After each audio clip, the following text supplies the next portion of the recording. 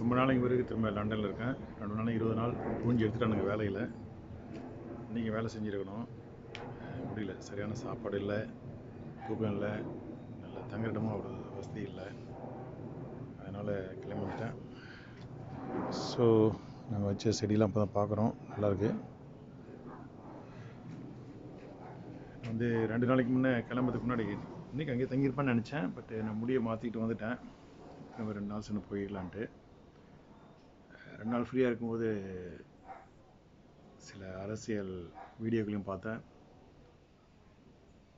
எனக்கு ரொம்ப 2 விஷயம் பிடிச்சிருக்கு. ஒன்று, நம்ம மருங்கூர் செல்வமணி தோப்புகளில் நிறையா ஒரு டாக்டர் தமிழிசையோட நம்மள இணங்கி ஒரு ஆர்வத்தோடு செயல்பட்டு இப்போ மோடி நம்ம தமிழ்நாட்டுக்கு வரும்போது நேராக பார்த்து மரியாதை செலுத்ததையும் பார்த்தேன். அது ரொம்ப நல்ல செயல், ரொம்ப பிடிச்சிருக்கு. என்னடா மோதியை பிடிக்காதவன் இப்படி சொல்கிறான் செய்கிறானே அப்படின்னு நினைக்காதீங்க. இதில் என்ன முக்கியம்னா செல்வமணியுடைய திறமை, ஆர்வம், அந்த ஈடுபாடு. அதனால் அவருடைய கட்சி தலைவர், அவருடைய கட்சி மூலமாக பிரதம மந்திரியாக அவர்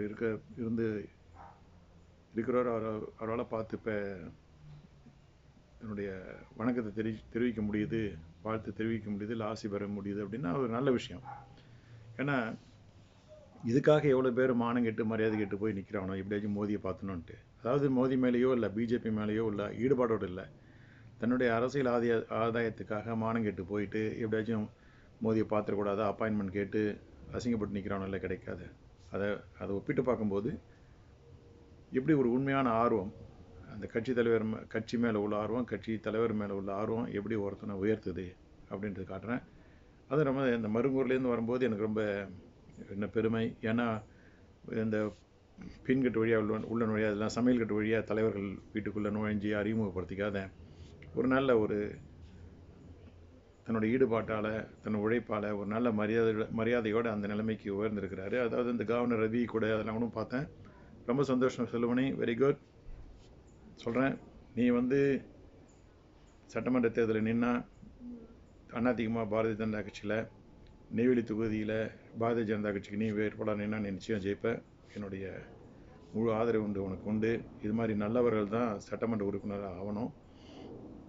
அதாவது நான் தொகுதியை பிரித்து கொடுக்கலப்ப சொல்கிறேன், அந்தளவுக்கு நீ உன்னுடைய வளர்ச்சி நல்லா இருக்குது, சந்தோஷம். அதே மாதிரி 2 நாளைக்கு முன்னே பேசும்போது எனக்கு அந்த விஜய பிரபாகரனுடைய பேர் டக்குன்னு ஞாபகம் வரல. எப்பயுமே பேர் நல்லா ஞாபகம் வரும். அவரோடும் இப்போ காடாமலியில் இன்னும் விருதாசலத்தில் சில மஞ்சள் தண்ணி காது குத்தி எதுக்கோ வரதை பார்த்தேன். எனக்கு விஜய பிரபாகரனுடைய பர்சனாலிட்டி ரொம்ப பிடிச்சிருக்கு. அதாவது என்ன சொல்லப்போனால் விஜயகாந்தை விட எனக்கு விஜய பிரபாகரனுடைய பர்சனாலிட்டி, கரிஸ்மா, அது எப்படி சொல்கிறதுன்னு தெரில. ஒரு எம்ஜிஆர் மாதிரி ஒரு கரிஸ்மா. கலர் முக்கியம் இல்லை, கருப்பாக இருந்தாலும் கருப்பாகிறவங்களுக்கு தான் அட்ராக்ஷன் அதிகமாக இருக்கும் பெண்கள் மத்தியில். ஸோ அவருடைய எப்படி அந்த செய்தியாளர்களை ஹேண்டில் பண்ணுறாரு, அது செயற்கையாக நடத்தலை. ஏதோ கேள்வியை திசை திருப்பி ஓட விரும்பலை. எல்லா கேள்விக்கும் நின்று பதில் சொல்கிறாரு. கேள்வி கேட்டவொடனே கேள்வி கேட்குறாரு. அதாவது நாங்கள் இந்திய கூட்டணியில் இருக்கோமா அப்படின்னு கேட்டதில்ல. அதெல்லாம் இதெல்லாம் நீங்கள் அதை பார்த்துருப்பீங்கன்னு நினைக்கிறேன், அந்த பேக்ரவுண்ட்லாம் சொல்கிறேன்னு சொல்லிட்டு. அவர் அநேகமாக விருதாசலத்தில் போட்டிட்டால் நீங்கள் ஆதரிப்பீங்களா அப்படின்னு கேட்டிருக்காங்க. அவங்க அம்மா பிரேமலதா போட்டிட்டாங்க, நல்லாயிருக்கும் அப்படின்னு நினைக்கிறாரு. அது அவங்க கட்சி விருப்பம். என்னுடைய கருத்தில் விஜயபிரபானுடைய செயல்பாடு நல்லா இருக்குது. அவர் ஒரு நல்ல அரசியல் எதிர்காலத்தோடு இருக்கிறாரு. அவர் பழகிற விதம், பேசுகிற விதம், அவருடைய இந்த பப்ளிக் எப்படி ஹேண்டில் பண்ணுறாரு, மக்களை எப்படி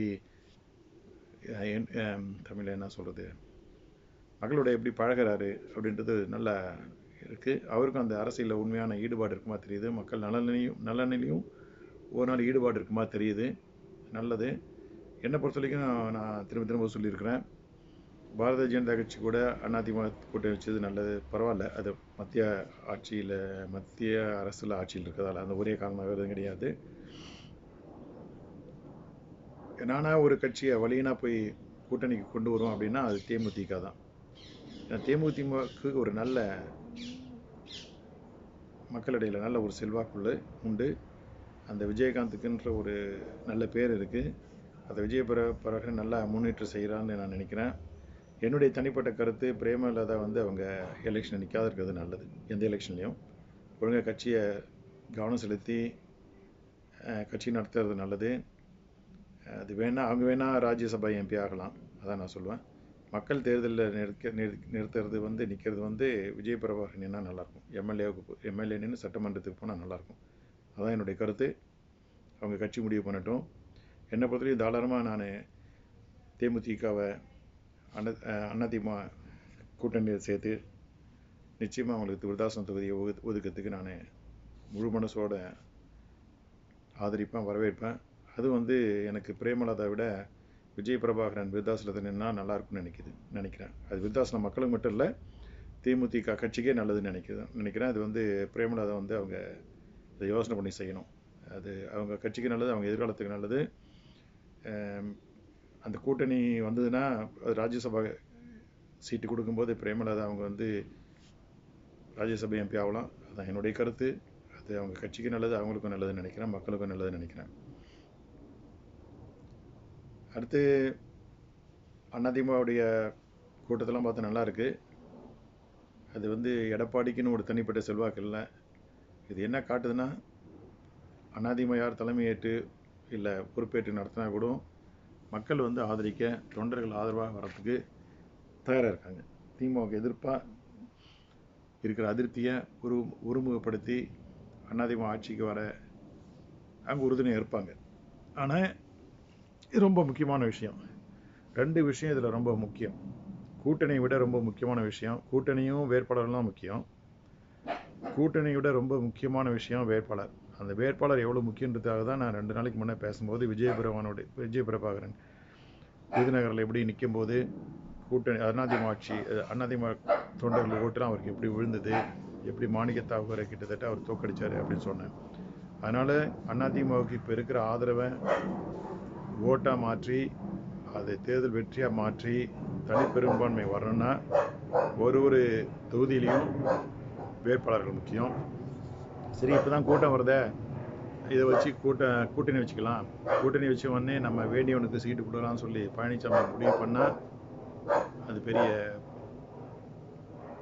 ஏமாற்றத்தில் முடியும், இன்னும் தோல்வியில் முடிய வாய்ப்பு இருக்குது. அது மாதிரி செஞ்சால். அதனால் நல்ல வேட்பாளர்களை, திறமையுள்ள வேட்பாளர்களை, மக்கள் ஏற்றுக்கிற வேட்பாளர்களை, நல்லா படித்த வேட்பாளர்களை, நேர்மையான வேட்பாளர்களை, ஒரு மாதிரி மக்கள் மேலே ஈடுபாடு உள்ள, வளர்ச்சி மேலே ஈடுபாடு உள்ள ஒரு நாணயமான வேட்பாளர்களை, ஒரு கரிஸ்மாட்டிக் வேட்பாளர், இப்போ விஜய் பிரபாகரன் மாதிரி ஒரு நல்ல வேட்பாளரை ஒரு தொகுதியையும் தேர்ந்தெடுத்தால் அதிமுக அறுதி பெரும்பான்மையில் நிச்சயம் 2026 சட்டமன்ற தேர்தலில் வெற்றி பெறும். அதிமுகவுக்கு வேண்டியது 2 கட்சிங்க தான் கூட்டணிக்கு. ஒன்று பாரதிய ஜனதா கட்சி மத்திய அரசாங்கத்தில் ஆட்சியில் இருக்கிறதால அந்த மோதியை பற்றி அமித்ஷா பற்றிலாம் கவலைப்படாதீங்க, அது அவங்க கட்சிக்காரங்க அவங்க பார்த்துப்பாங்க. நான் சொல்லியிருக்கேன்ல, தேர்தலுக்குள்ள எவ்வளோ மாற்றங்கள் வரலாம், இது ரொம்ப முக்கியம். நான் திசை திருப்பிட்டேன், இதை பற்றி பேசணும்னு நினைக்கல. ஸோ அடுத்த பெரும்பான்மை வரணும்னா பாரதிய ஜனதா கட்சி, நான் இன்னொரு கட்சியை நான் போய் தேடி பிடிச்சி கூட்டணியில் சேர்ப்பேன்னா அது தேமுதிக, விஜயகாந்தோட கட்சி. ஸோ இந்த 2 கட்சி கூட்டணி போதும். அடுத்தது முக்கியமான விஷயம், மிக முக்கியமான விஷயம், எல்லாத்தை விட கூட்டணியை விட முக்கியமான விஷயம் நல்ல வேட்பாளரை தேர்ந்தெடுக்கிறது தான். நல்ல துணிச்சலான, நேர்மையான, திறமையான, படிப்பறிவு உள்ள, மக்களுக்கு உண்மையிலே செய்யணுன்ற ஒரு நீண்டகால திட்டம் உள்ள, ஒரு ஆர்வம் உள்ள வேட்பாளரை வந்து எம்எல்ஏ வேட்பாளரில் தேர்ந்தெடுக்கிறது நல்லது. அடுத்தது எல்லாத்தோட முக்கியமான விஷயம், இந்த ஜாதி கட்சி பக்கமே சீண்டக்கூடாது. இந்த ஜாதி கட்சின்னு நான் சொல்ல 2 பேரே சொல்கிறேன், பாமக, விசிக. அந்த 2 ஜாதி கட்சியும் தேவையில்லை, இந்த முட்டாள் விஜயோட கட்சியும் தேவையில்லை. இது இல்லாத இருந்தால் அதிமுக, பாரதிய ஜனதா கட்சி, தேமுதிக இந்த 3 கட்சிகளும் கூட்டணியில் நல்ல சிறந்த வேட்பாளர்களை தேர்ந்தெடுத்தால் அதிமுக ஆட்சி 2026 நிச்சயமாக பெரும்பான்மையோட வரும்.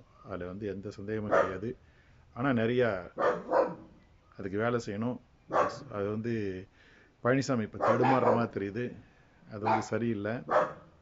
பழனிசாமி கொஞ்சம் நிதானமாக இருக்கணும். இப்போதைக்கு தேர்தல் போகிறாரு, மக்களை பிரச்சாரம் பண்ணுறாரு, அதோடு நிறுத்திக்கணும். வேறு எதுவும் வாய விடக்கூடாதுன்றது என்னுடைய விருப்பம். அவருக்கு ஒரு அறிவுரை பழனிசாமிக்கு என்னென்னா நல்ல வேட்பாளர் தேர்ந்தெடுக்கணும். ஒரு தொகுதிக்கு ஒரு 5 பேரை தேர்ந்தெடுத்து அதில் ஒருத்தவங்களை செலக்ட் பண்ணுறது நல்லது. முடிஞ்ச வரைக்கும் முதல்ல போட்டியிட்டவங்களுக்கு வாய்ப்பு கொடுக்காத புதுசாக அவர்களுக்கு வாய்ப்பு கொடுப்பது நல்லது. அதான் என்னுடைய கருத்து.